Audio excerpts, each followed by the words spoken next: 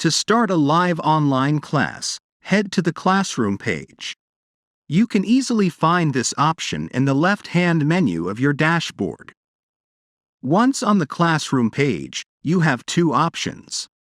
You can either start a new class now for an immediate session or schedule classes to plan for the future.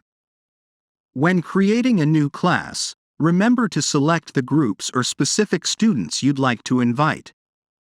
Only those selected will receive invitations. It's important to note that only teachers have the ability to start a new class. Your upcoming classes are displayed in the Next Classes list. Click on a class to enter it. You can also edit class information or delete it as needed. After selecting a class, you can fine-tune your audio and video settings to your preference. When ready, simply click Join Class to connect.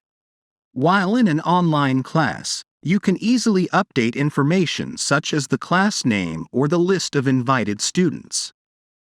In the central menu, you'll find essential controls. You can mute or unmute your microphone, activate or disable your camera, share your screen, and disconnect from the class. Explore the Picture-in-Picture feature, which allows you to watch students in a floating window that stays on top of other windows, making it easy to keep an eye on your students while interacting with other tabs or applications. Inside the menu, you'll discover more options like audio and video settings, virtual backgrounds for your video, and recording. If the recording option isn't available, consider upgrading your subscription plan. To manage your whiteboards, click here to access them. From here, you can select a whiteboard to share with other participants. To create a new whiteboard, simply click New Whiteboard and provide it with a title. Click on the whiteboard you wish to open. Now, if you want to grant students access to a whiteboard and allow them to edit it even after the class concludes, use this option to share it with them.